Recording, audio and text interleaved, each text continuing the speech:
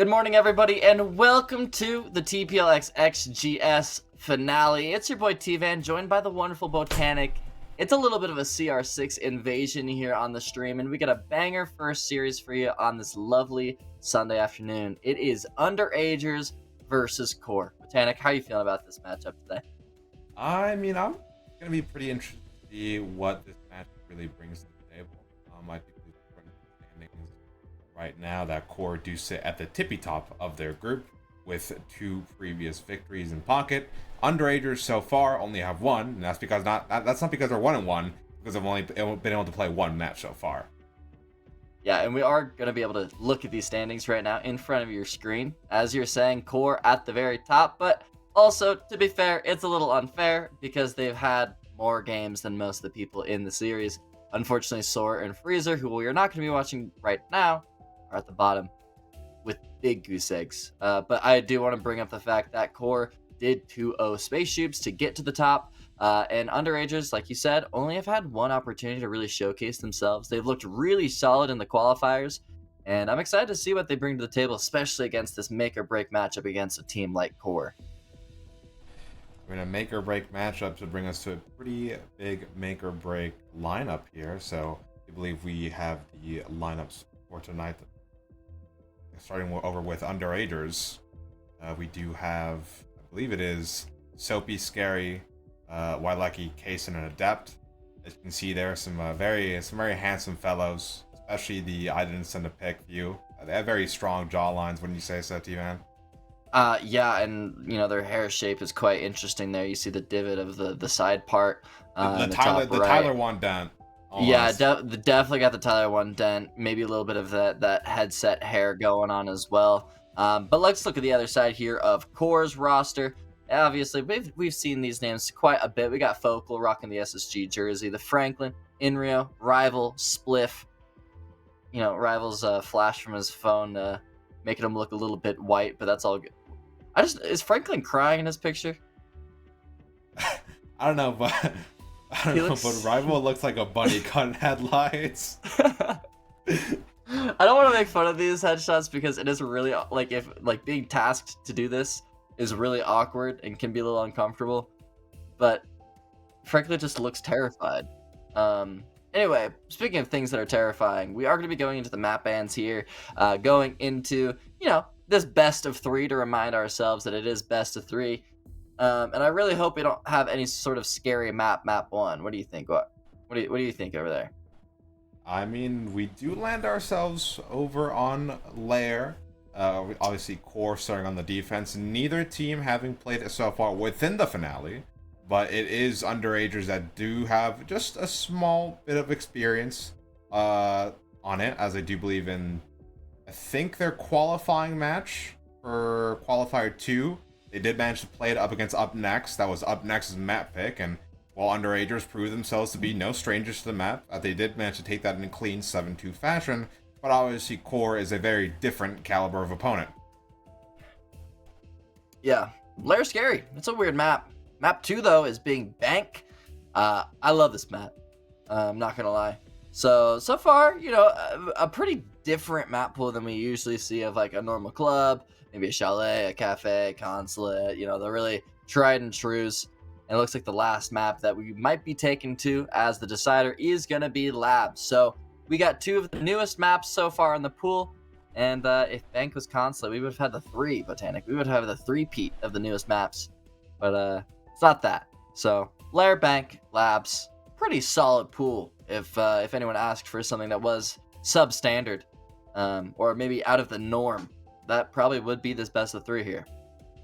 Yeah, I'm a little bit concerned about that map pick on a Bank for QOR. Last time they were on stream on that map, it was against Soar. Famously, they had a 5-1 lead up against Soar, and that match ended in an 8-6 comeback for good old Scoob and Co. However, maybe them picking it against the Underagers, it might be an opportunity for them to, clean up any mistakes, regain any necessary confidence for that map, going into the rest of the tournament period. But obviously, Underagers do have that bit of damning tape over on Bank. We do start over on Lair with the Underagers on the attack, T-Van.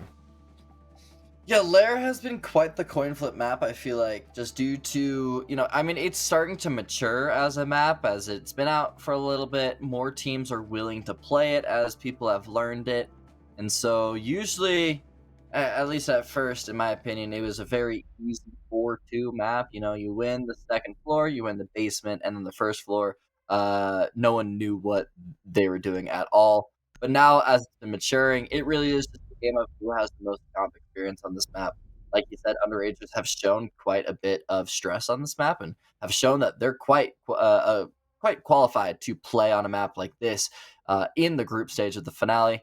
We have yet to see Core play it, so I'm excited and interested to see if they have what it takes to make it a deeper run. Yeah, absolutely. We can see the underagers wanted to maybe set the tempo of the match.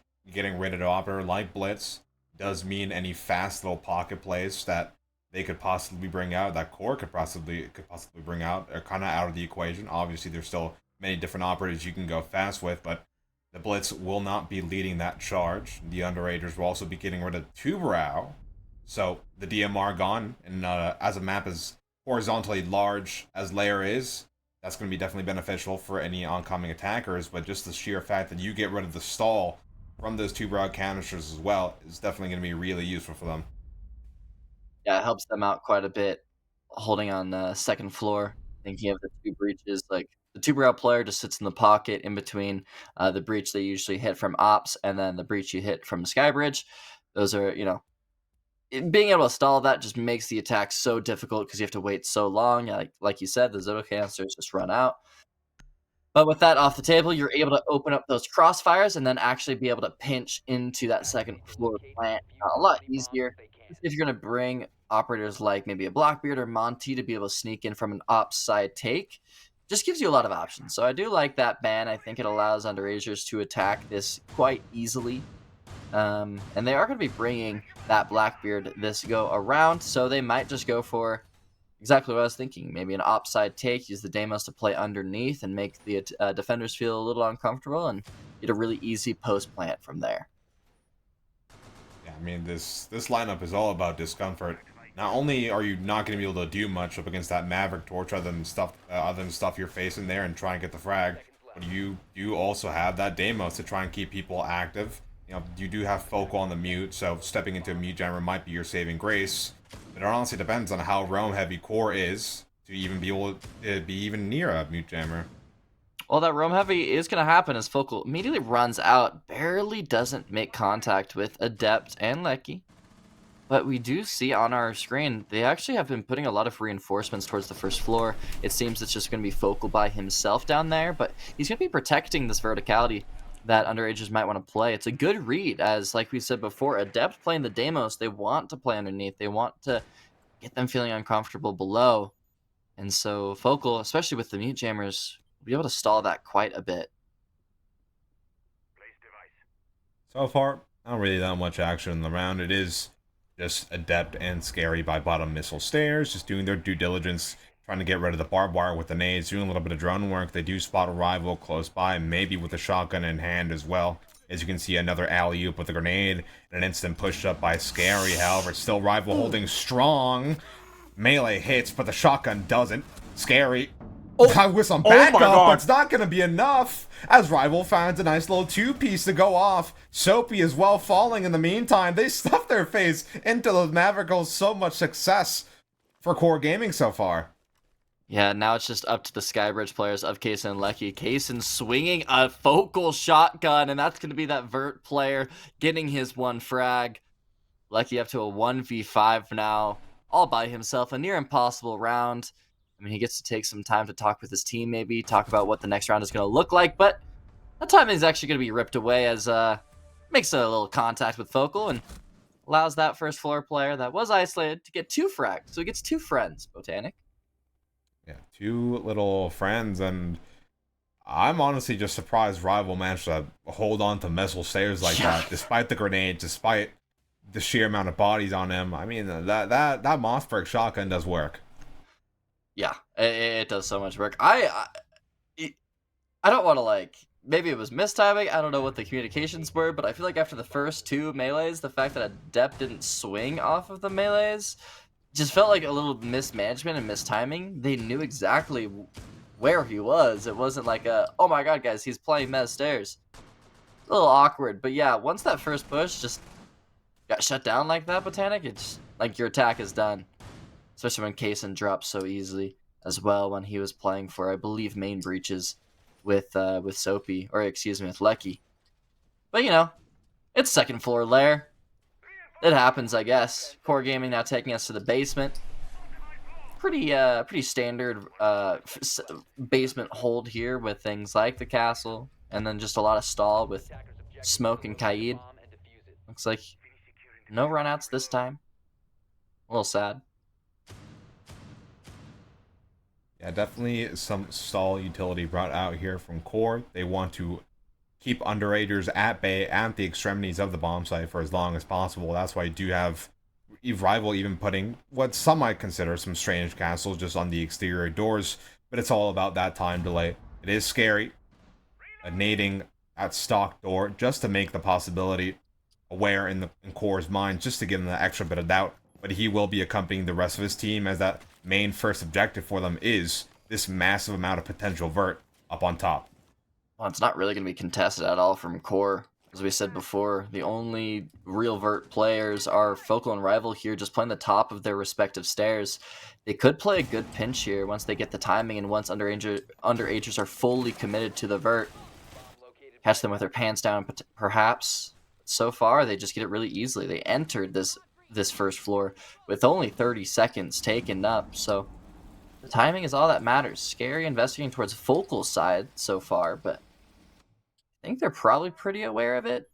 My question is, are they aware of Rival, as he seems to be a little bit on the move? I'd be even a little bit more worried about Stibiff here, as he's also close to those extremities, could potentially add a little bit of a threat to Kayson, who does have Case in their hands, despite a lot of early map control taken by the Underagers. It is a minute 20 left on the clock now, still no movement directly into the bomb site. Focal down to 2 smokes, Scary, only a little bit of health loss to show for it. Doing good on drain out utility so far, the Underagers, but it gets more intense with every second that drops on by. Rival spotted, tagged up, but he doesn't leave.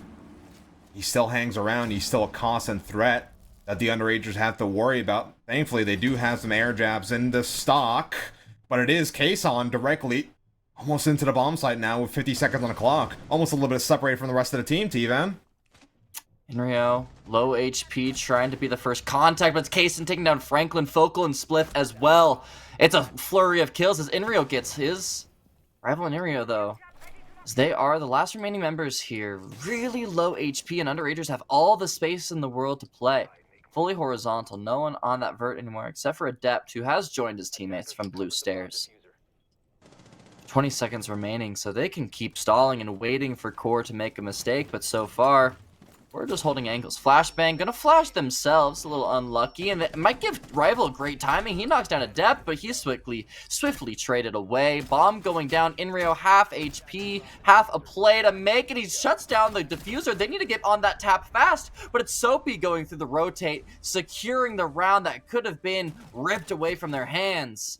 Underagers with a clean basement attack.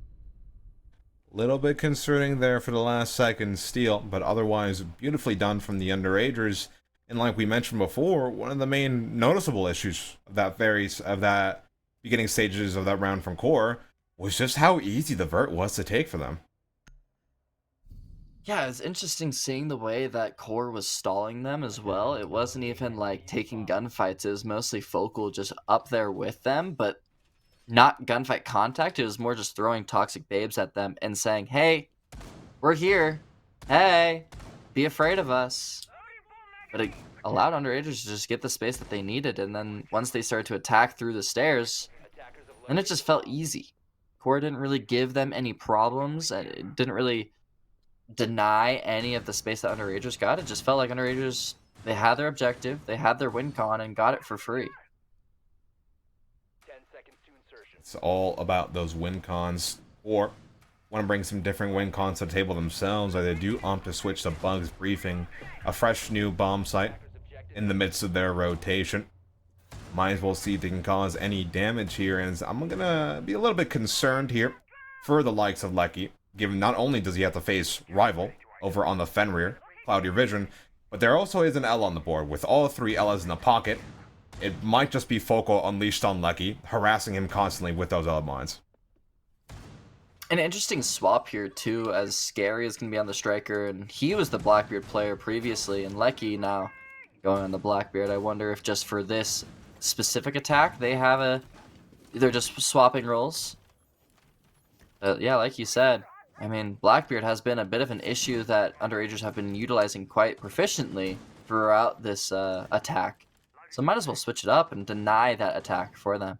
It is going to be Rival potentially being the first contact here, as he is going to be yellow pinged from the unit playing with Lecky.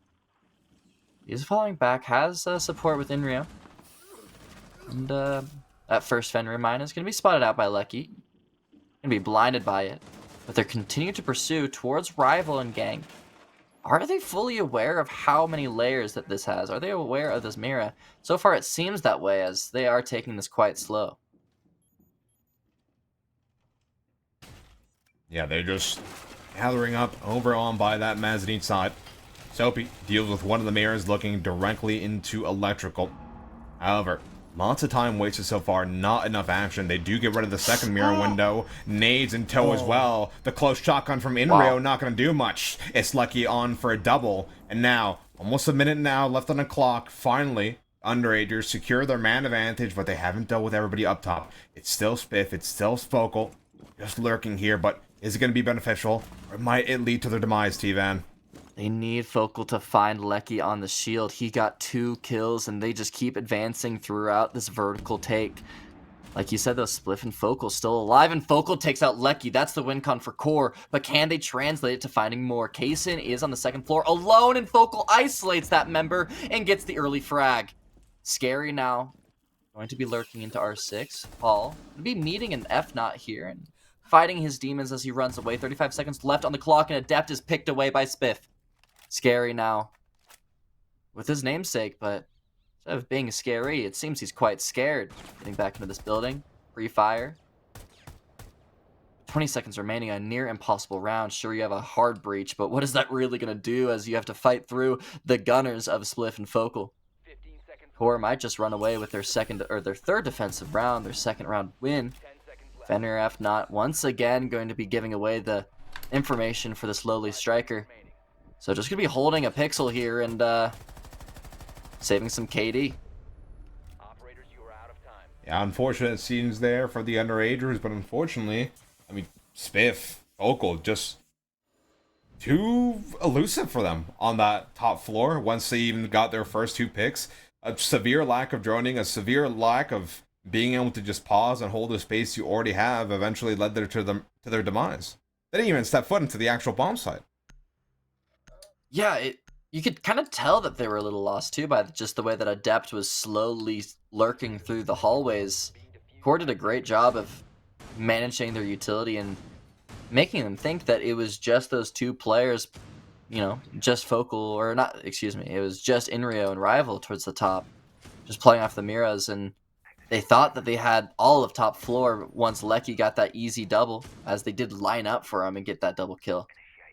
They cleared it, they're like, alright, great, we got all the space that we need, and then actually there is a lot more layers, with Focal and Spliff doing a great job of roaming back up through the stairs and retaking some space.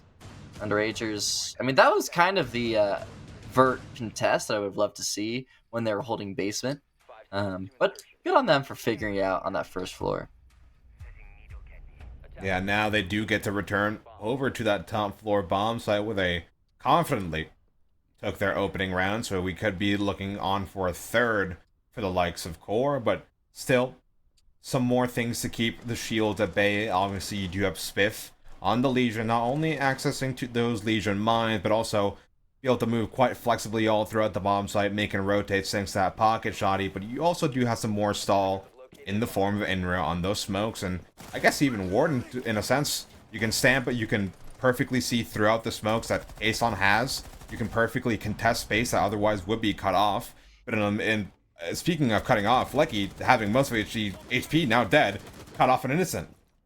Franklin doing a great job of being just a forward roamer there towards the basement, picking away Lecky.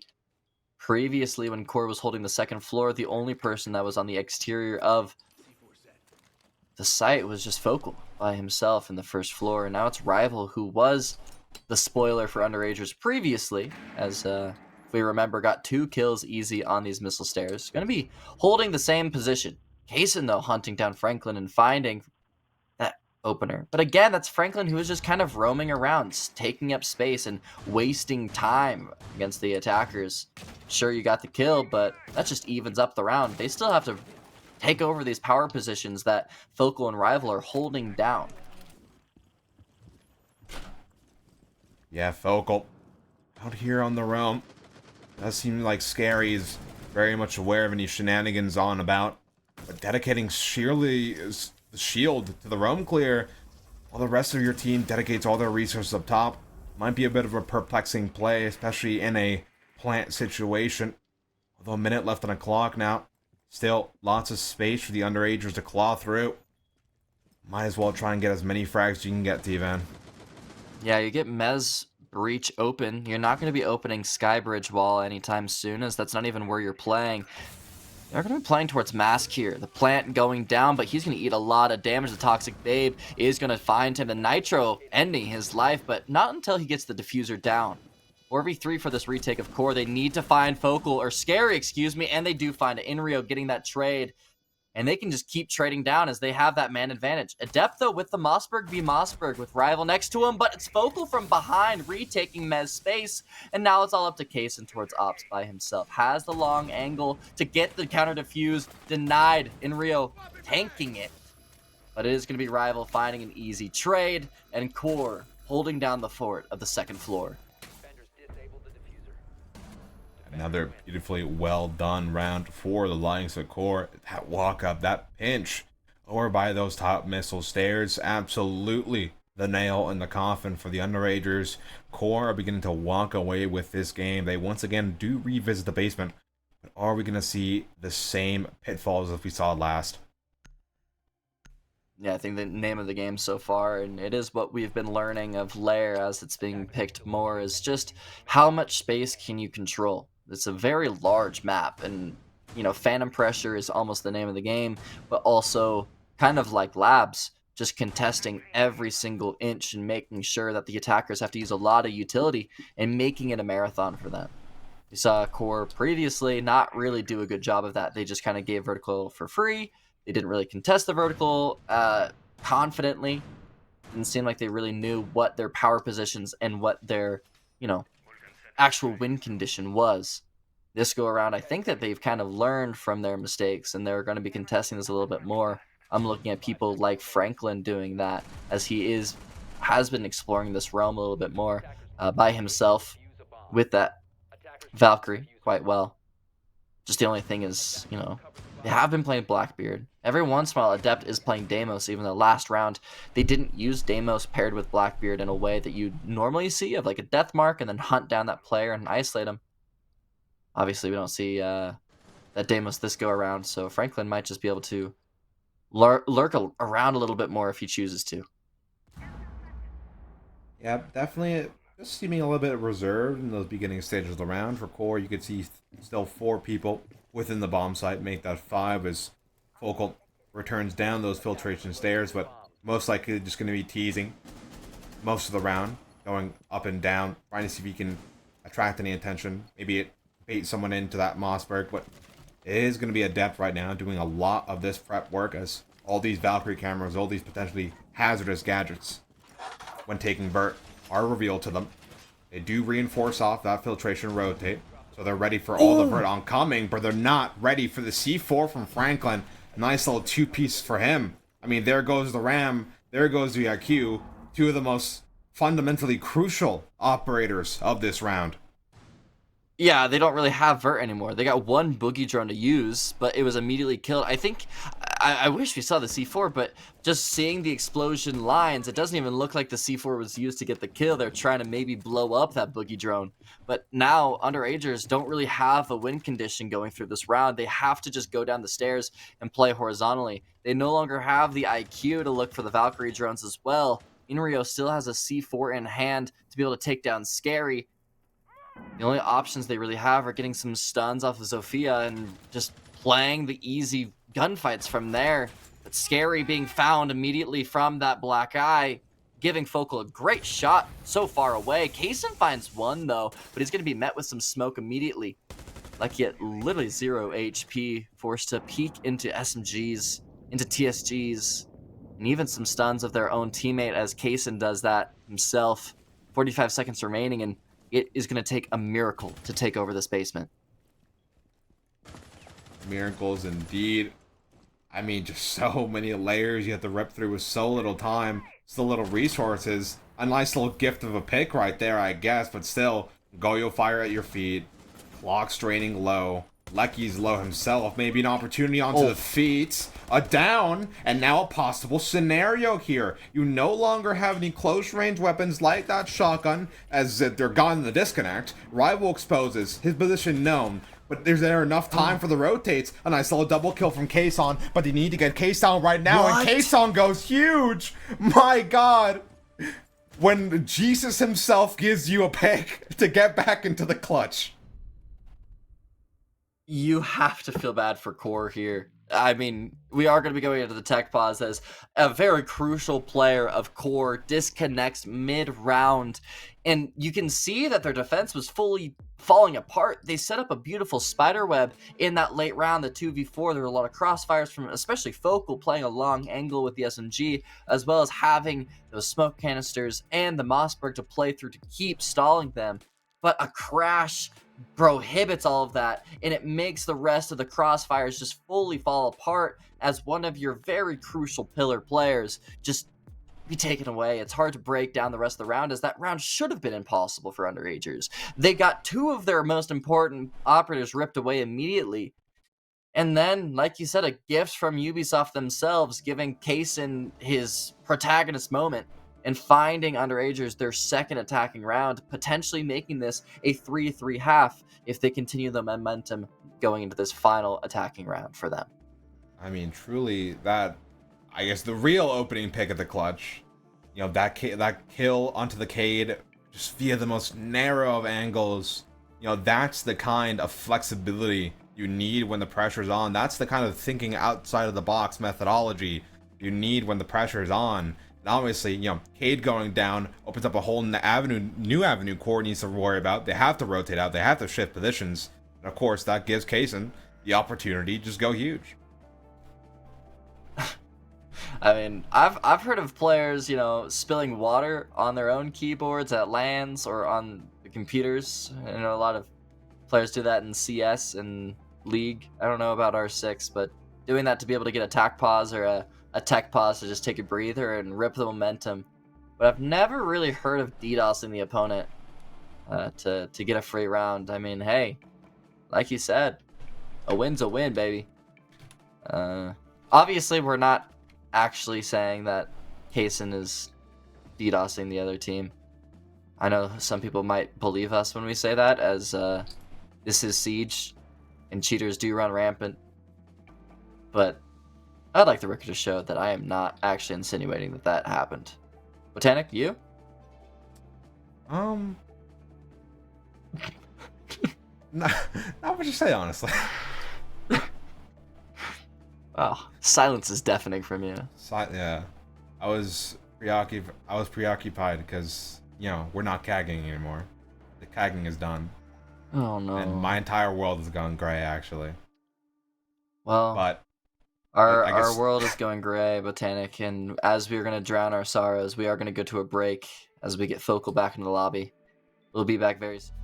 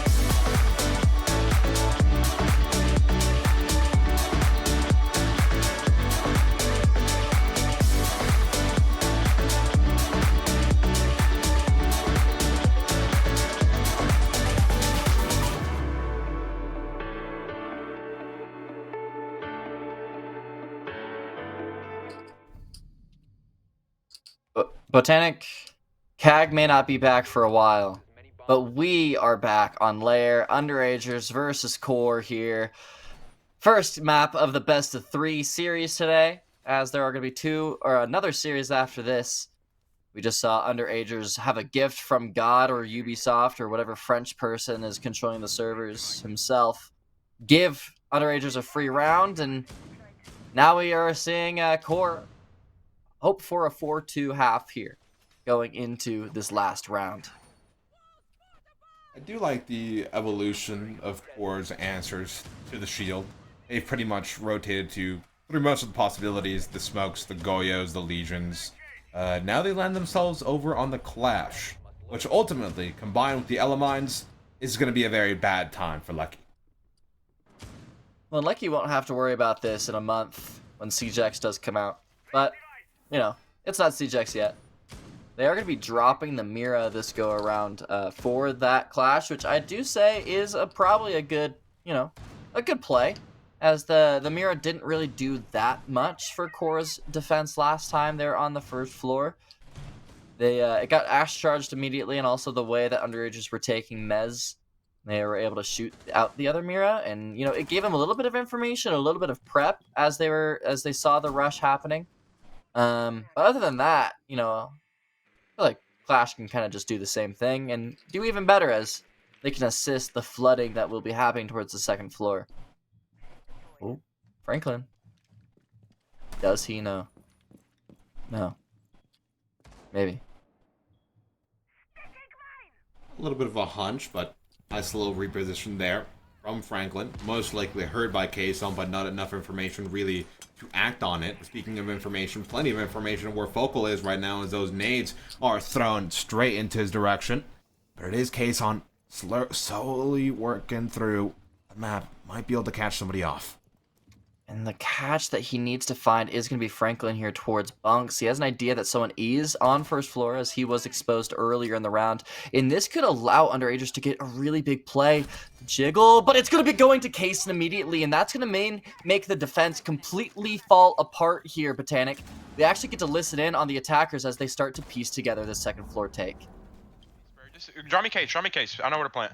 Hey, I'm holding our hatch. Bro, someone got on site door. Oh yeah, actually get back up. I'm holding security out. Yo, listen, are y'all ready, bro? Yeah. I'm about to go for your Hold plant. on, like I'm still outside. I can't get in the building.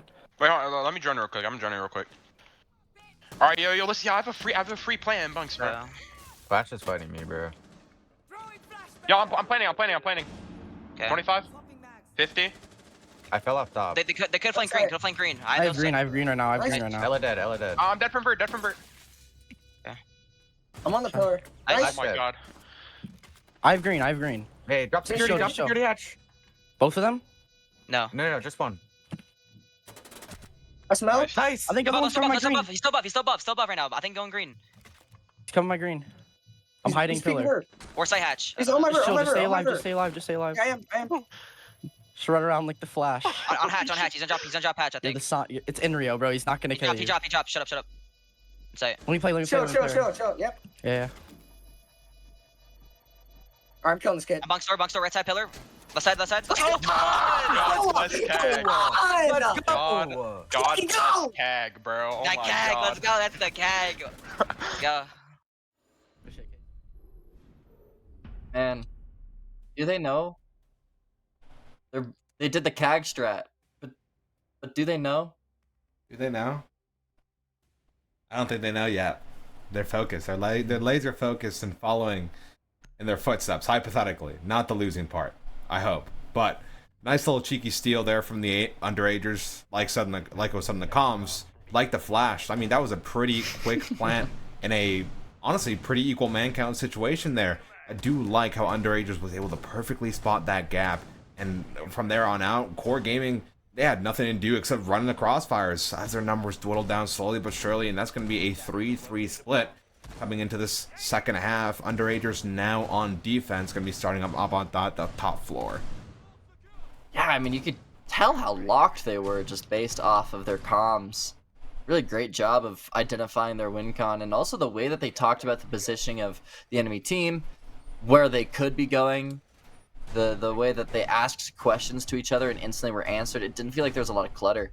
And that's something that's actually really impressive, as I have been able to have the opportunity, Botanic, to be able to watch some scrims and be in the call of scrims for a couple like T3 teams as well as collegiate teams as I continue to learn the game and become a W caster. And that is a rarity, is having like non-cluttered comms. So big ups to underagers, and that is going to help them as they continue this defensive side, because I think Core Gaming is going to start looking for a little bit of mismatching plays here with the Sens being up or being played, as well as Focal on the Deimos, and be causing a lot of chaos both horizontally and vertically for them. And having those clear communications to make sure that they all know what's happening is going to be absolutely vital. Although, I do fear for how much space Core might be able to take quickly. Only the Mute Jammer is their main form of wall denial. Obviously, lots of soft floor here on the top floor. Spiff on the Ash could easily deal with much of this utility. It is going to be Kason having to fall off that main wall early, as it does get breached by a double Selma. Minute 50 left in the clock. Kason's reposition now spotted. Some intention from Core to walk up missile stairs, most likely upcoming. The fact that they only have Ace, though, limits the places that Core can really attack from, as they've used all of those Selma charges towards this op side as well as more towards Skybridge, and I think underagers are completely okay with that just by the way that they have the Black Mirrors set up. Starting to run out of time and run out of space. Yes, they got a lot of this horizontal, but they're just going to be they have to just follow through and line up into these single walls, and it's going to be Kason finding Focal towards missile. There goes that flank player of the Deimos, and a lot of vertical space to play with.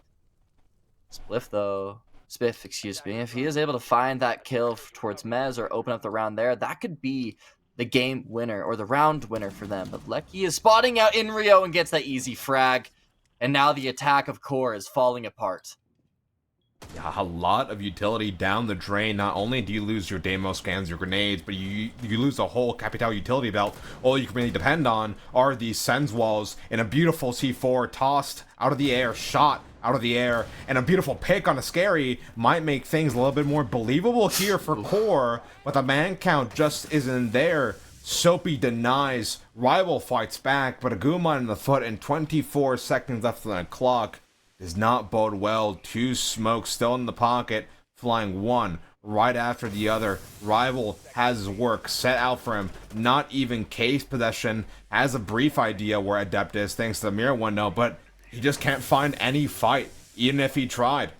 4 seconds left on the clock. This is an underagers round as Lecky closes it out. And that was the fear that I had, is the fact that because they did a double reinforcement on the ops wall, you had to use one Selma to get into ops, and then you have to use another Selma to open up the Mez breach, as well as using a Selma to open up the Sky Bridge, if you want to open all those walls, which usually is the first step that you want to take on a second floor lair hold. But that go around, they did 2 Selmas towards Skybridge, which meant that all of their placements was on that one side. It was a very two-dimensional attack. And that 2 dimensions were immediately met by Underagers holding with Mira, holding with Nitro Cells, as well as having smoke canisters for that late round. Core Gaming just didn't find anything, any piece to the puzzle to be able to solve. And then it was all shut down once players like Focal were picked off, and then Spiff shortly after. The macro of Core just completely faltered, and then the micro of Underagers was just easy from there. Yeah, beautifully done. As the Underagers do move on to that bottom floor bomb site. Although, I am curious to see what kind of different strategies they bring to defending this middle floor. Obviously, a lot of the Underagers' success came from the fact that they were able to take Vert quite quickly, and just a completely different approach to how they want to hold this. You know, they're putting lots of head holes basically everywhere. Core is basically obligated to take as much time droning as possible.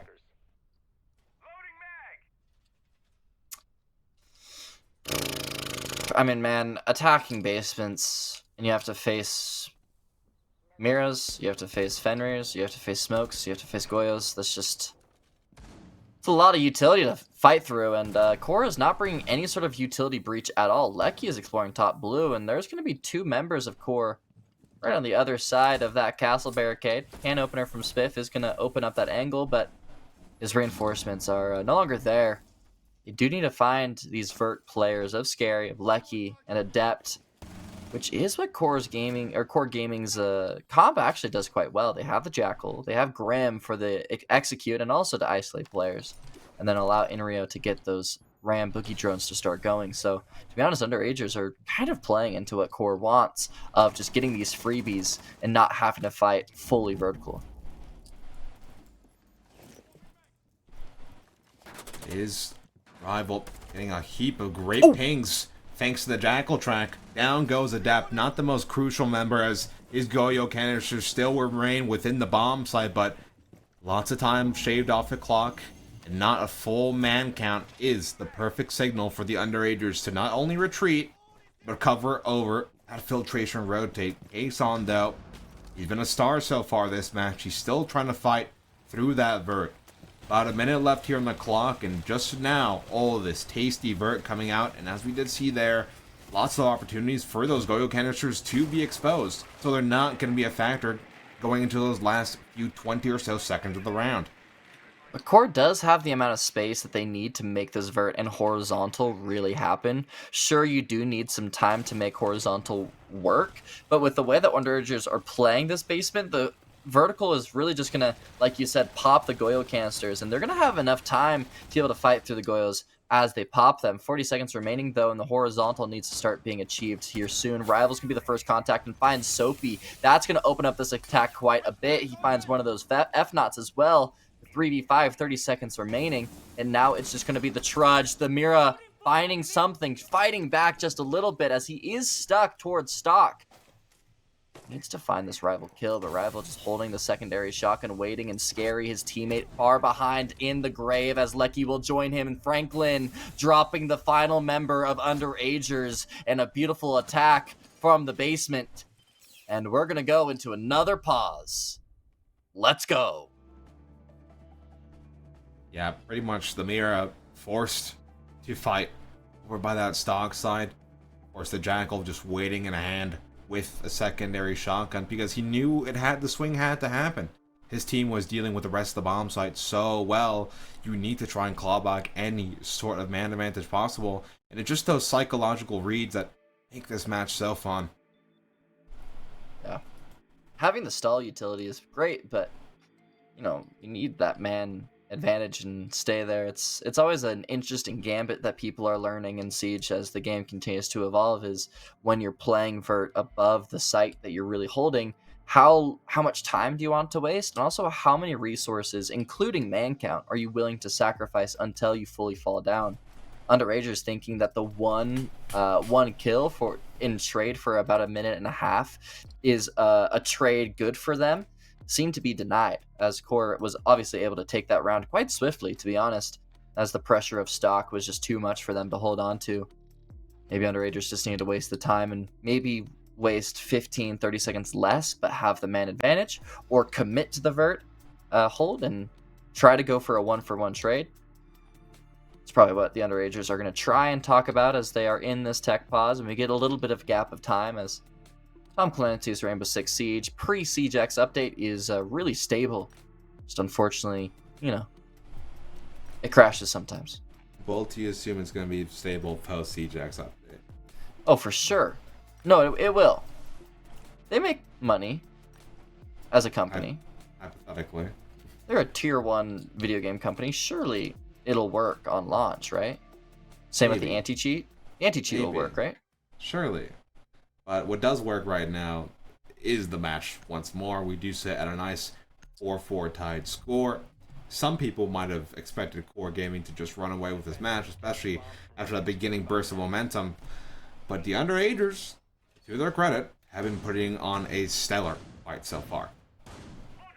I will say, Botanic, just as a reminder for myself and to you and the audience at home, if you're cozy or not, this is the Underagers map pick of Lair.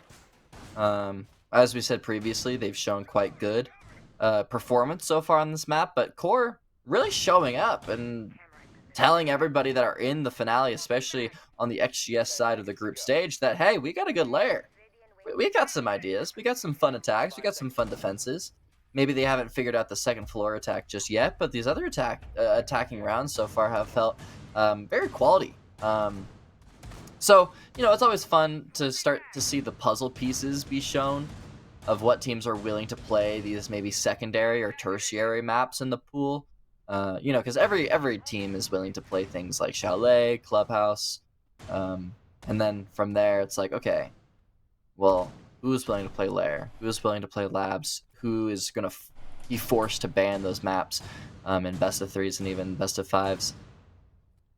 I don't know, it's kind of fun. Maybe it's my MOBA brain, but I like seeing those puzzle pieces start to be solved. I mean, there's definitely a lot of pieces just completely removed out of this puzzle.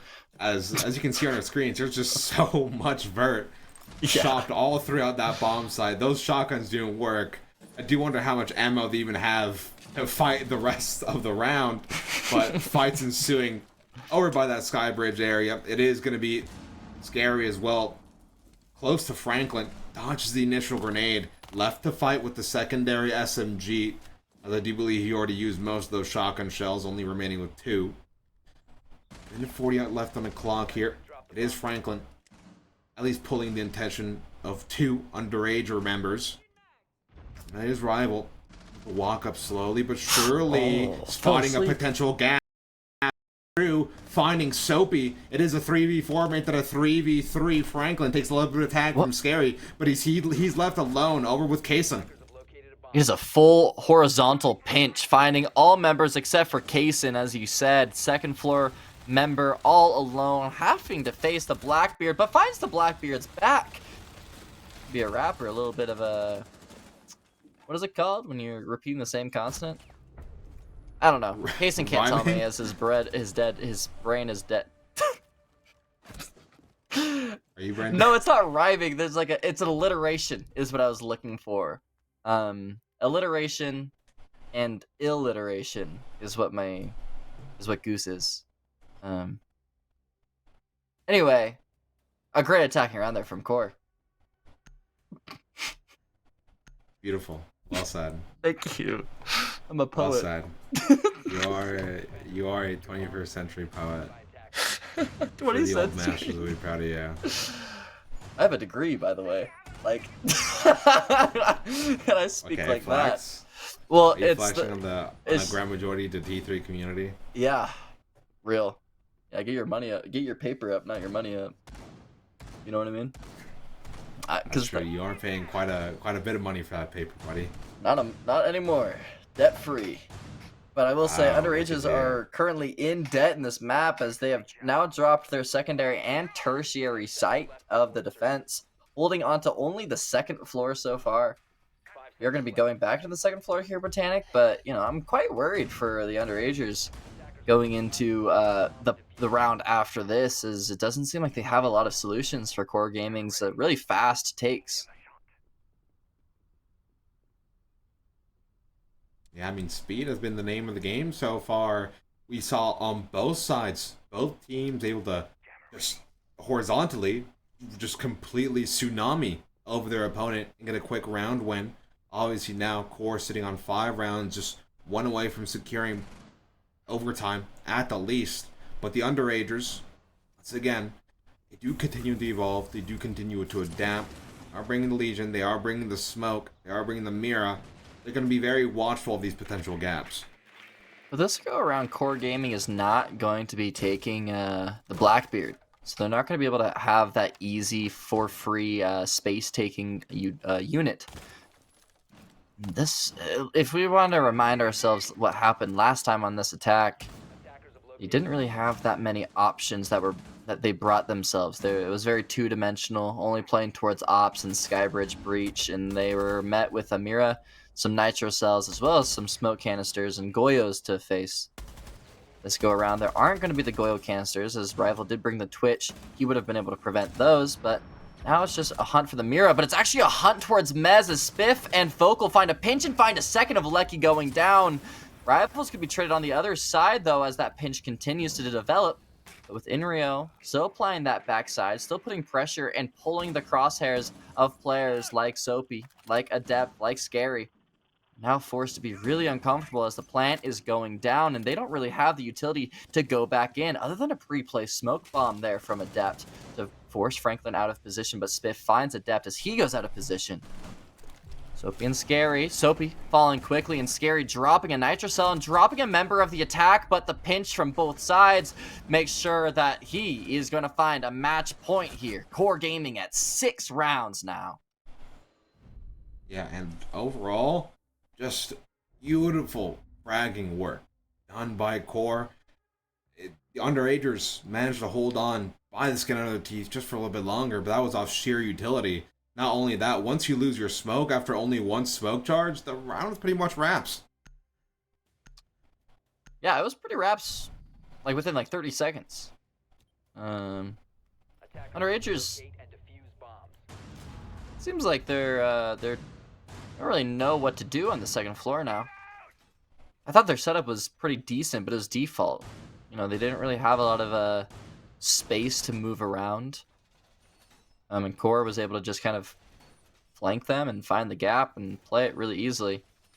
This go around, they are going to be picking up the Bandit, so they're going to deny some, you know, some early breach, force Core to take some more utility-based operators rather than anything that they'd want to use to just open up the round and open up the sites. So the Thatcher is going to be picked up from Spiff instead of the Ash. Hate to see it, but I guess if you're an Underagers fan, you love to see it, as it's going to make their round a little bit easier this go around. Yeah, last chance for Underage. Well, not last chance, but still one of many few chances they're going to have to take in order to take this game into overtime. They do sit at the cliff's edge. And a completely different lineup here from Core. I'm seeing likes over of that Thatcher, meaning they have much more intention for this wall. Funny enough, it is also case on over on the Bandit. We haven't been able to see Bandit tricking at all this match, so let's see the Underagers have those tricking skills. Yeah, we see Kaysen having a battery in his hand, ready for the tricking to happen, but it's actually going to be Focal from below. That is going to be a little bit of a nuisance, as he's about to drop that battery, but the floor below him seems to be a little exposed, so he just gives up that position fully. And Botanic, we are not going to see any Bandit tricking happening. They're going to make sure every single Selma is fully in use. He's going to have to hold on to those 2 remaining batteries in pocket. Maybe going to be useful for another sudden breach later on in the round. Maybe not. He seems to be wishing to be getting more impact out of that C4 right now. Very aware that somebody could be walking up missile at any moment. It is minute 30 left though, and no bodies have fallen on the other side. They know Focal's whereabouts. given those patterns of the Buck Skeleton keys. Is still just Kaysen waiting to rip that nitro, doesn't find the target. Free fire missed. Minute 20 left on the clock. It is Franklin and company. Still, one Selma to their name. Able to breach over by that main mezzanine wall. Gearing themselves up. Getting ready for that plant.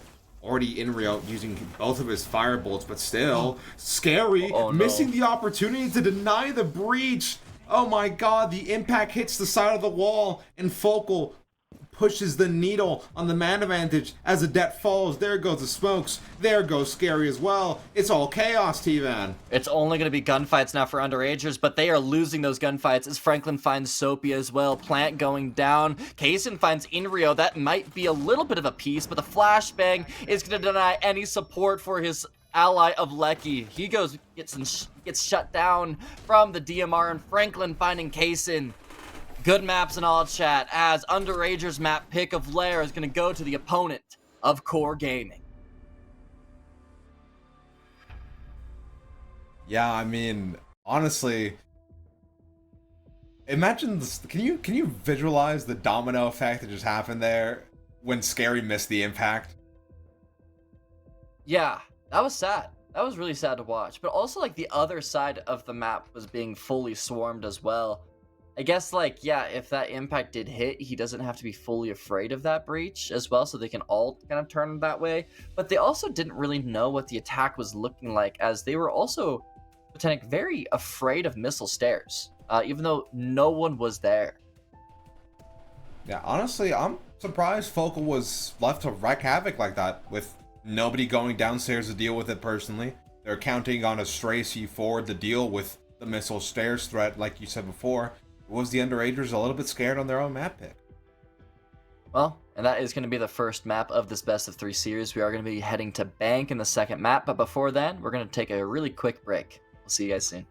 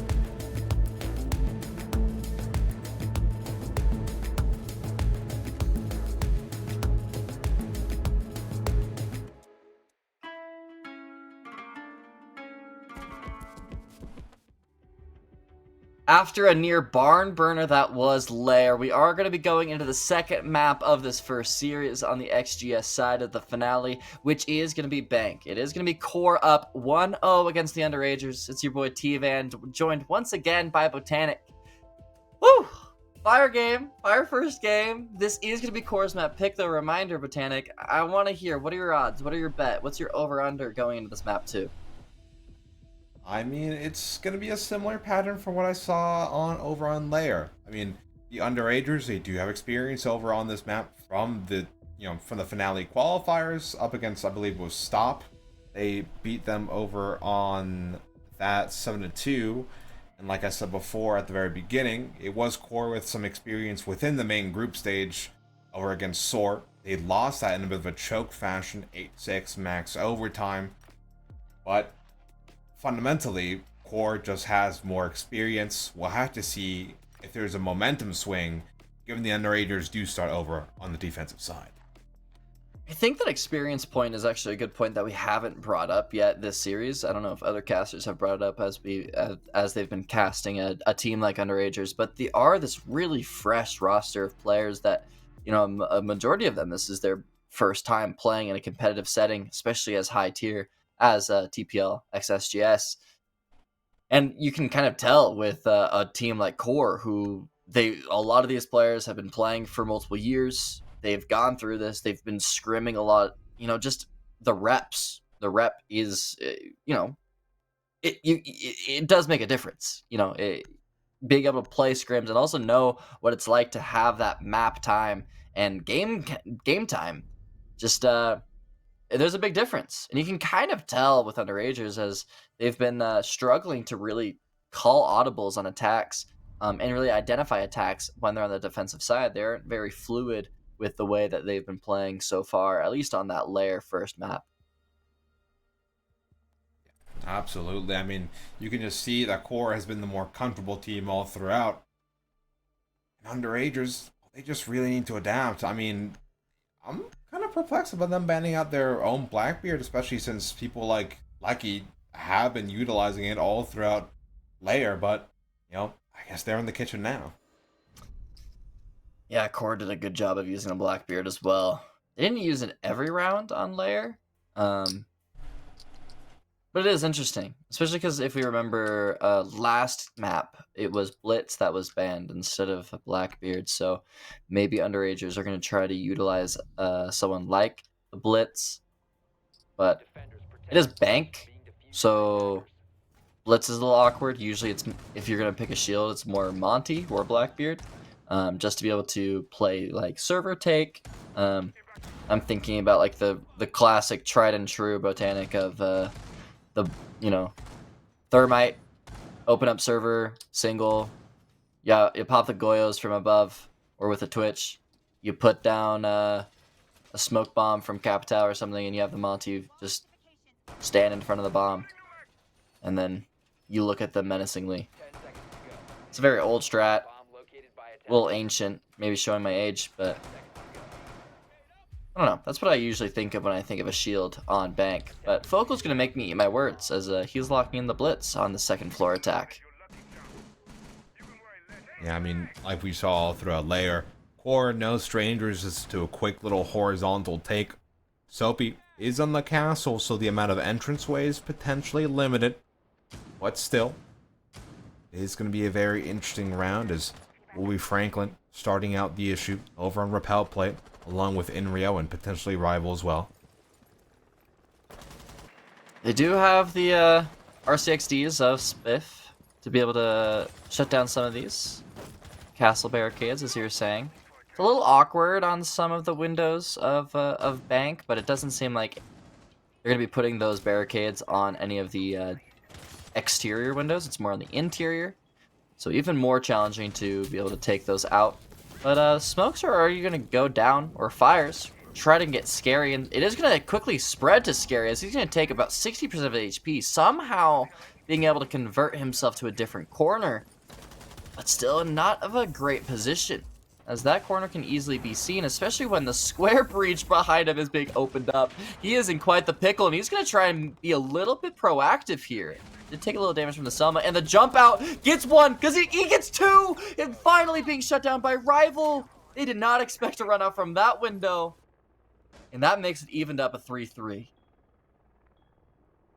Vocal, in the meantime, already secure himself by those top square headies, despite most of his team falling there in a quick little play by Scary. They at the very least have some space and have equal numbers.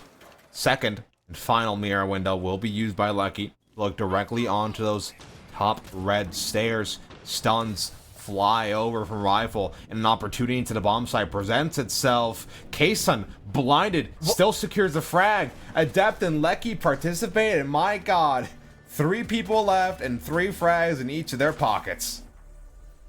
And 3 what felt like isolated 1v1s. I think the plan was flood top square and get into Janny while the Zofia goes into a double window and flanks the players towards Trump. But in reality, all 2 of those attacks just completely fumbled. The top square players, they were smoking off, but the Azami just pushed through the smoke and won his 1v1. And you know, there's a Warden with some really fancy glasses and Janny that can just look through that smoke, help out the Hibana, or excuse me, the Azami, and then just kill that that conference room player. And just a really weird execute from Core.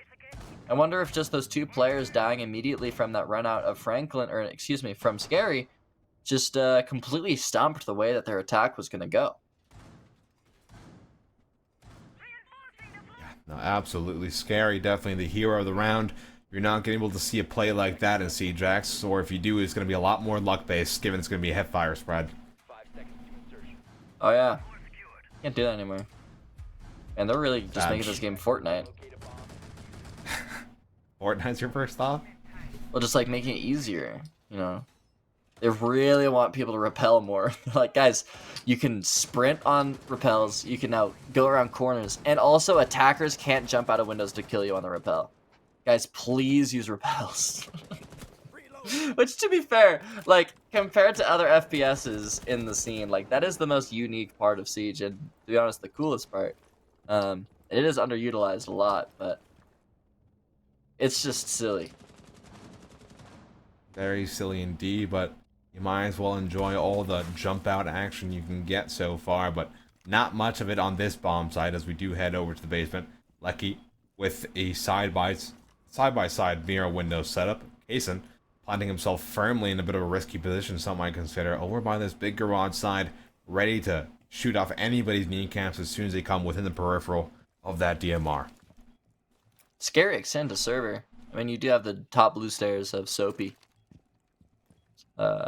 You know, I always call it the Pengu, just sitting up there with the Mossberg. But Core not really going into either of those options so far. They're just taking the vert over and wanting to get some of the hatches down with Franklin's X pellets. They do need to clear out Soapy. The red ping is going to go down. He doesn't have a shield to play off of. It's just going to be off of the barbed wire, the swing from the SMG. Has some smoke bombs to be able to stall out as well, but those smoke bombs are no longer going to be used for a post plant. The Deimos tracker is going to find the swing and take him down. So there goes one of your insurance policies. Now all you've got is the insurance policy of Adept's Goyo canisters. Soda canisters, not Vulcan canisters, will be delaying the Hibana pellets or above red. They are going to finally go off, so a minute remaining, and Core has all the space that they need. Yeah, like you mentioned before, those Goyo canisters needed to do huge amounts of work, but they're so overexposed thanks to the hatch being open, and the roll of a single grenade gets rid of that insurance policy with so much time left on the clock. Frankly, knocking at the door of this bomb site, but Scary knocking at the door of an equalizer does find Spiff, but all these bees from Rival begin to flood the bomb site. Now they're just waiting for the best moment possible. Still, one line of Sen's walls remaining in the pocket of Enrio. It is going to be Franklin ditching and dodging behind one of the already Sen's walls in the bomb site. C4s fly out. Man advantage. Anything's possible now. They don't know what the diffuser is, but still, a 2 versus 2 situation. Made that a triple kill for Focal to leave it to only Lecky. Now, a double for Lecky. It's him against Enrio, T-Van. 1v1. Enrio does have the option to play with the ROSs. Lecky thinks that Enrio's just committed to the vert. Beeper is going to go off, but Inrio is too far away to hear it. Drone is going to pick up that audio, but Lucky is just finding no one. Inrio is nowhere to be seen on that vert. He's playing blue stairs. He's playing the post plant here. Drop down is going to give it, but look at the X pellets. Yeah, he does have a single pixel to go off of, but it's actually going to be the swing on the defuse. A couple missed shots, make it a little scary, but some Z pings on where the bomb is going to make it quite an easy take. And Core finding an easy, I would say, attacking round on the basement. I'd say it was definitely hard fought there in the most stressful moments of the round, especially throughout all those fence walls. It seemed like neither friend nor foe knew exactly what they were doing. Yeah, but Focal, finds 3, which makes it quite easy. A nice backstab towards Vault, I believe. I think he went down marble stairs and got 3. And him opening up the blue stairs kill as well made that vert play quite easy. I think objectively, the space that Core got felt easy. Like you said, getting the Goyo canisters down, the ROS screen to get the bomb down. But yeah, it did get really messy. I think it was maybe some drops from Red that made that round objectively a little bit more difficult.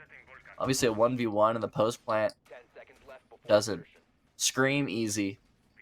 But I think objectively with the way that they were wanting to make that execute happen, it did feel easy. You know what I mean? No. Honestly, Thanks. pretty much the way I describe it as well. Yeah, you're right. I just had to make it wordier. Because, What was that word you said in the first map about literacy? Well, because I was like alliteration, and I said illiteration. And now, to add on to it, Botanic, illustration. As I was illustrating more about the attack with my words. Wow. I guess you're a bit of a linguist, aren't you? Yeah, you could say that. Sorry, I thought of a different word to go off of linguist, but I can't say that on stream. But it made me giggle. We'll have to save the giggles for later, as there's no laughing matter. It's Underagers tied 1-1 so far in this map so far. Core do have the map advantage. Scary. An advantageous position. Looking directly into that stock hopping, but Spiff in the meantime dealing with Lucky. It is the Underagers at a disadvantage. Thankfully, Lucky not the worst member to lose, as all his Fenrir mines are already out and placed. They still have an effect even post-death. But still, minute 40 left on the clock, and the hunt continues. As Scary and Death might be the next 2 on the board as Utility flies Scary's way. Thankfully, hatch open, he's able to fall back. Yeah, it's an interesting vertical extension here from Underagers. It wastes a decent amount of time for Core, but now Core is able to get all the space that they need previously. They do still need to deal with Kaysen here on the vert, choosing between the shot of Franklin or the X pellets, and it's going to be Franklin choosing for Kaysen, shutting him down. There goes that blue player. So now they just have to be able to take the site directly. Still playing the red. Hatch and Adept finds Spliff there. But 4v3 and a minute remaining, Core still have a lot of time to make this attack quite easy for themselves. As you can see there, 2 Goyos already ripped thanks to the open hatch, giving a perfect sightline directly into the bomb site. Scary. Only a Kiba barrier to protect them from that back pinch. Tons of utility flying out through that front side directly into the A bomb site. Smoke's flying out as well from Inrio. Will be finding Adept, who's already limping in terms of HP. Hitting the Fenrir mine does pause him for a bit of a moment, but Focal wanting to find another gap. But Inrio will be the person to deal with the rest of these defenders. Another round for Core Gaming. Beautiful shooting from Inrio, to be honest. Just holding down the fort from bottom blue. Getting a great pixel onto the Goyo, who was playing, I think, as far as back marble. Just a great shot there, and then able to hold down and allow the diffuser to go down as well. Just felt a lot more calm and calculated of a basement take there from Core. They weren't rushing with an ROS screen. They weren't making it a messy play as they did previously. Just felt easy. You know, they got this. They were just crossing their T's, dotting their I's, making sure that they had all the space that they wanted, and also forcing Underagers to make mistakes. The frag grenades pushing them out of positions, flash grenades as well from above, just making them uncomfortable, and then a player like Inrio is there to collect those free kills. Now moving on to this third round. Once again, the Underagers do revisit this top floor bomb site. People like Scary, though, were put in a little bit of a pinch initially, trying to hold close to those CEO windows. It was a flame that put him out of position. However, is Core Gaming going to be able to capitalize on all of this utility by the windows for some early picks? Or are we going to see some jump out shenanigans once again to turn the tide of the round? I mean, with the way that Core has been attacking, they need miracles like that. They need another round from Scary to be able to just recover a round fully with one play, with one swing. I mean, it just feels like Core is so much more confident on this bank. I mean, obviously it is their map pick for themselves, but they're just running circles around Underagers.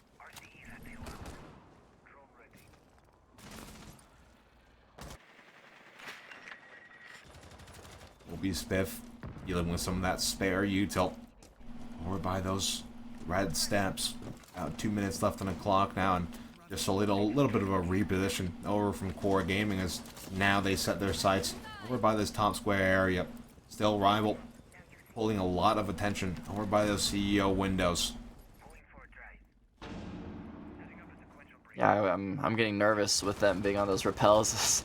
Getting deja vu for what Scary did, but Scary is a little far away from those windows this go around.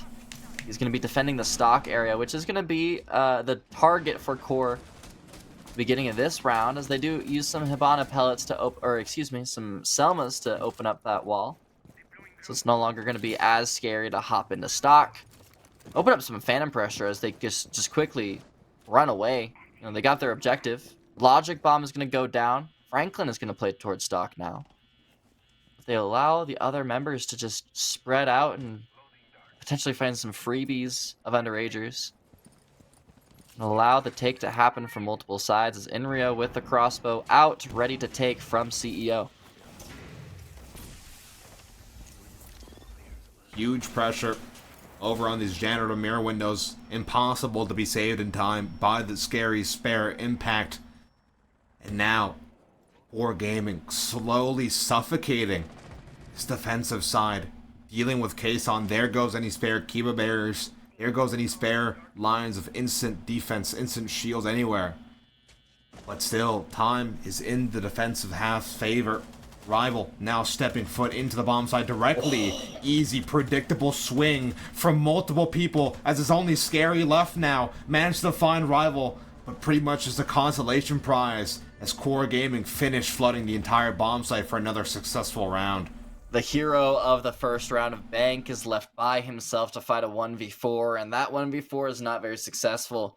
Core Gaming once again allowing themselves to just play the exteriors perfectly, using their utility at a perfect spot of economy rather than of desperation, and opening up walls and setting themselves up for a very, I would say, near flawless round, and forcing Underagers to make mistakes. It's a critique I gave them going into this map, is they're not a very fluid team. You know, they kind of set up in the spots that they're at, they're in their power positions, and they do not move from there.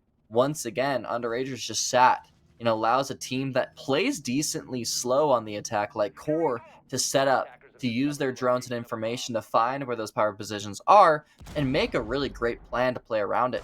They had a flank towards Trump. They had a two swing-ins from CEO, as well as a flood from stock and top square. It was just picture perfect from Core, and Underagers could not keep up. Once again, I mean, it's Underagers down 1-3 up against Core Gaming in these first bits of the match. Core Gaming, once again, stealing this initial bit of momentum. You would think Underagers starting on the defensive side would turn the tide much, but it's pretty much the same song and dance so far. Same song and dance. Yeah. I mean, we do get to see this new look of open area, which, you know, last time they were defending basement, they were playing a lot towards open area. So, you know, it seems that Underagers maybe like the way that it's set up. Maybe it makes them feel a little employed as they're behind those offices and the desks. But speaking of employed, Kaysen surely is employed after a kill like that onto Rival. No more ace charges. They got the canine breach, but now that he's dead, that's a gun down. But Focal finding the lurk of Adept, and that's a big kill to find. Scary and Co. holding solidly in the bomb site. Was Kaysen that made that initial splash in the round, now able to fall back and just plan to play at these extremities. As we get to about 1:40 into the round, we'll have to listen to what Core's getting up to. Echo, by the way, guys.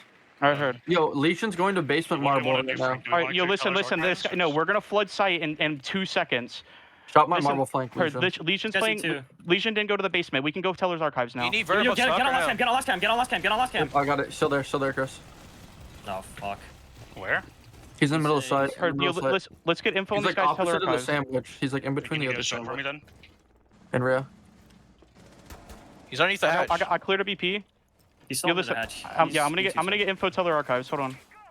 Might look to work up marble. We have no flank. Yeah, he might walk a marble. Yeah, yo, Echo's in Archives. Let's play to kill this guy. Listen. Oh, you too. Yo, no, actually, yo, drop the hatch and take a one with this guy. In Rio, Sit on that kill this cam. guy. He's not looking at you, not looking at you in Rio. Right here, looking at you now. He's half HP, half HP. Can I drop on him or no?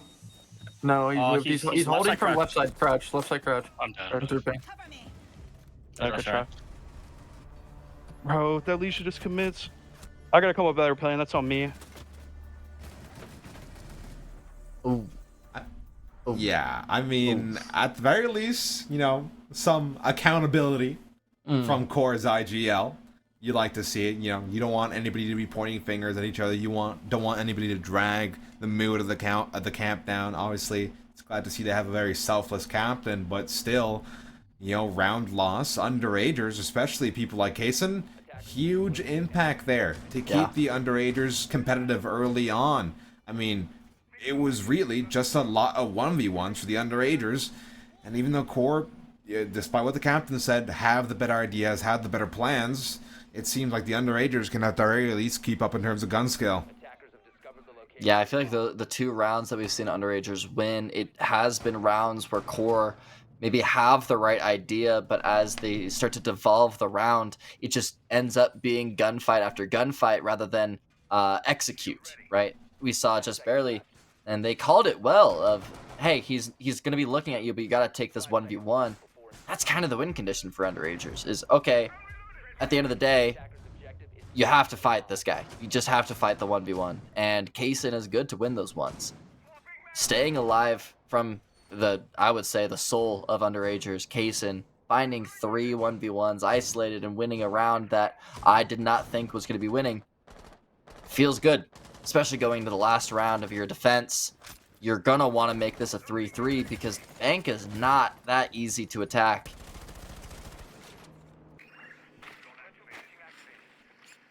Might end up being another 3-3 split again to just show how competitive the underagers can beat.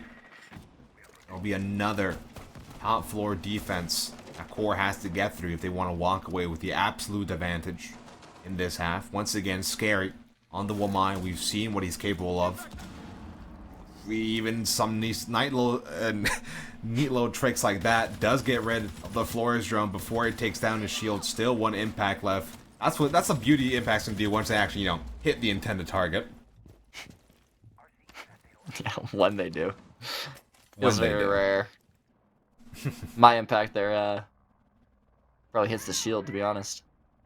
And it was scary last time that messed up the impact trick onto the Selmas, I believe. So, little fear there, but some confidence back for him as he was able to get the intended target. But now he's the intended target for Core. Knocking him to his knees, down but not out. He's going to be getting a lot of pressure onto him as stock is going to be opened once again. This is something that was happening from Core previously, is opening up the stock wall for phantom pressure and then being able to just run away from it and play other sides of the map and just force underagers to be like fish in a barrel. Yeah, it's so rough for Scary as well as Spiff looking directly down that upside down rappel stock. No intention of giving it up, as Scary just slowly bleeds out, having to think about the whole round.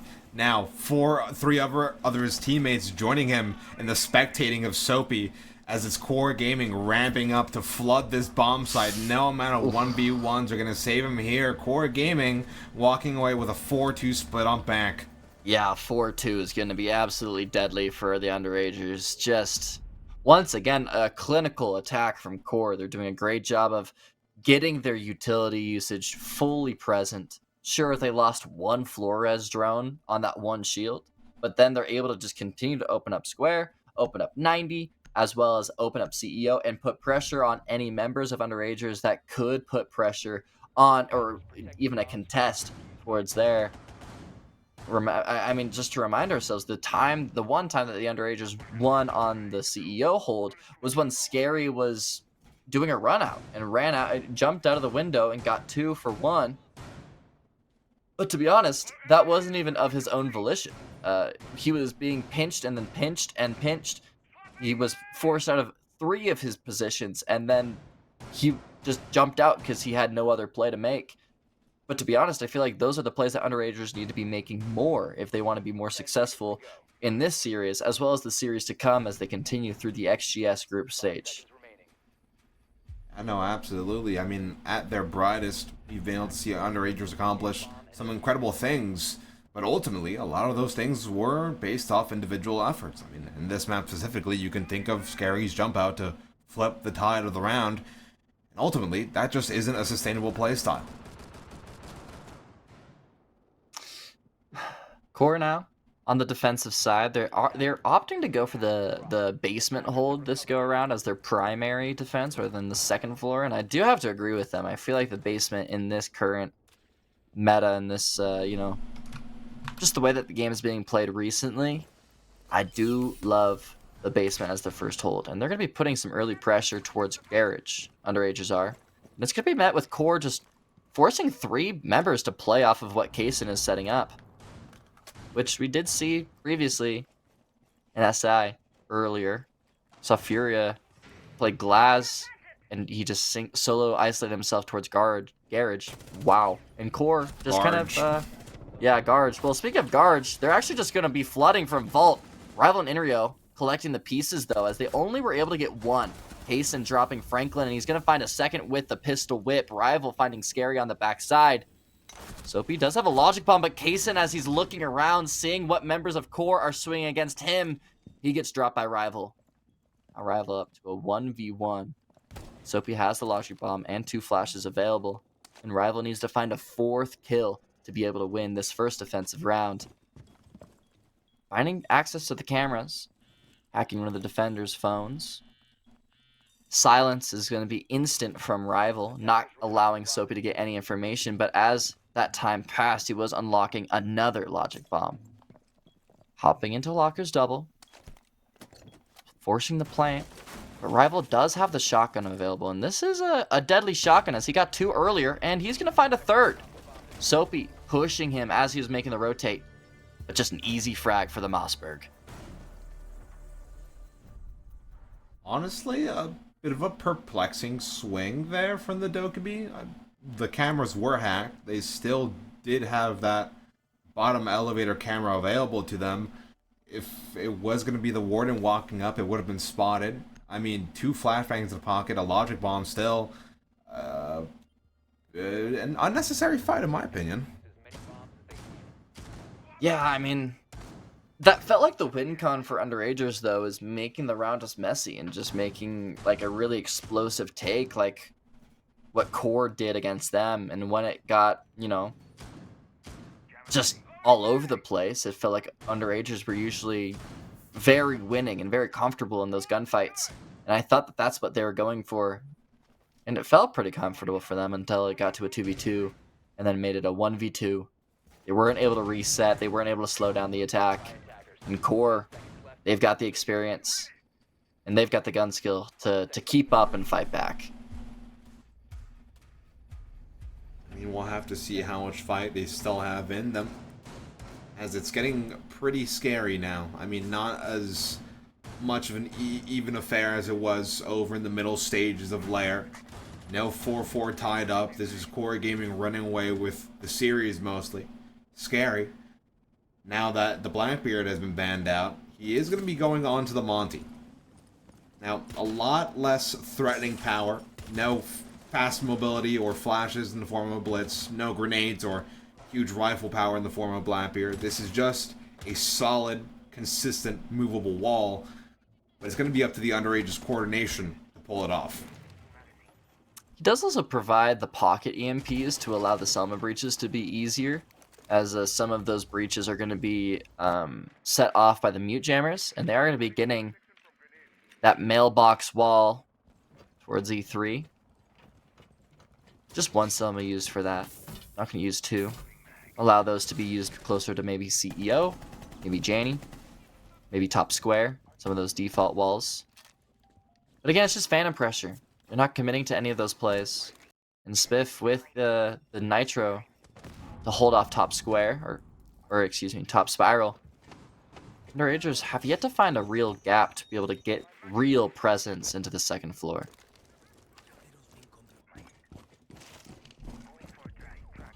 It'd be scary walking straight up from bottom square. That could give him that second floor presence I just mentioned before. Those head holes freshly blocked off by a Kiva barrier as well. He's able to walk up for free. Might soon to encounter Focal just by top marble. Franklin in a little bit of a pickle, having to walk through rotates, having to try and contest this CEO threat in the form of Kaysen. Rival as well, making his position very much known. Or by this stock side, however, he'll be doubling up with Focal. They're not going to be giving up this space anytime soon.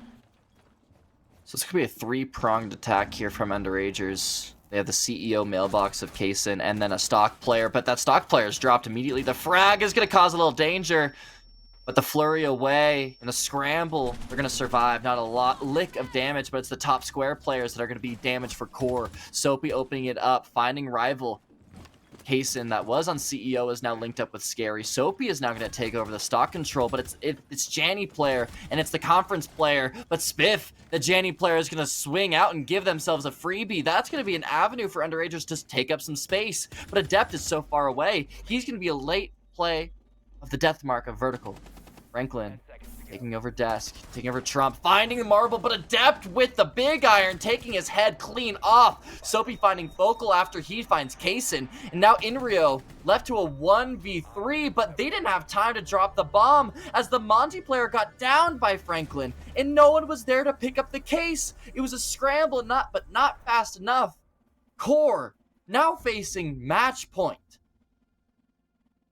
Unfortunate scenes there for the Underagers. You can definitely see how they were piecing it together beautifully, but just the crucial gap that was left by having Monty exposed like that just really collapsed the entire round right before them. That must not be doing them any good in the mental department. Yeah, that's a brutal way to lose. That's a brutal way to lose. And also, just to remind ourselves, Core is currently still top of the standings, and they are fighting to stay on top in this group of XGS. No, some people were arguing about whether XGS or TPL, which side was a little bit more competitive. I was in the camp of XGS just due to teams like Shubes, like Core, and the potential that the Underagers had. You know, they have raw talent and they've got some great players, but can they develop into a team, into a core that can contest these more veteran names like the two I just mentioned? So far, they are contesting decently well, but you know, the demons of Core and Shubes are really making them make a run for it. Oh, absolutely. I mean, when you have people like Spiff on the team, like Focal, like Franklin, like Rival, who have had so many different deep siege resources available to them over the years, not to mention their heaps of experience competitively as well, the amount of things they've been each able to achieve, that fount of a knowledge is just way deeper than anybody like Scary, Soapy, Lecky is gonna have available to them so far in their entire comp career. Experience can be key, especially Rainbow, as the game is just completely different from ranked once you're in comp. I mean, I would say that's the same for any sort of comp game, but I'd say it's even more exposed with R6. It's just, I don't know, it's just completely different. As Underagers are really taking their sweet time attacking here, really poking and prodding to find where QOR is playing, and so far, seems that they're going to be trying to take the vertical space of the second floor, contesting the likes of Spiff, who's by himself. Inrio's playing towards Trump. Spiff finding the first contact of Case and dropped him to half HP. Nothing deadly just yet for him.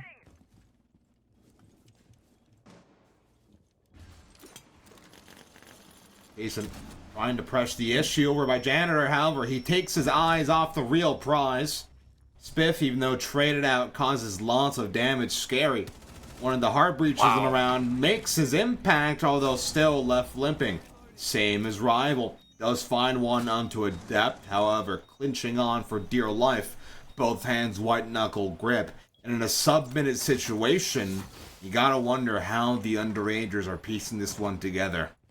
That was a vital kill onto Adept. That was the spoiler. That was the backstab. While Underagers are attacking the vert and playing from above, Adept was supposed to be the backstab of horizontal, but he was caught out towards E1, or E2, excuse me. So now they don't have that ace up their sleeve to be able to make this round that much easier. Now it's going to be very fundamental siege to make this attack happen, but QOR seems so far to be a lot stronger in that fundamental siege. Gonna take a lot of fundamentals, that's for sure. Flashbangs fly, but the user now down out of the round. However, Rival and Franklin fall. It's all up on Focal. A 1v1, as it is going to be Lecky. Going to be planting this diffuser. Soapy doesn't expect the swing. And it's only Lecky exposed fully to the effects of the Fenrir mine. And it's not going to happen as Focal cleans up the 1v2. And that's going to be all. That's going to be QOR Gaming taking the series 7-4, 7-2. Two clean maps. Wow. What a 1v2 there. Like we were talking about before, the fundamentals of QOR, the experience of this roster and of a player like Focal.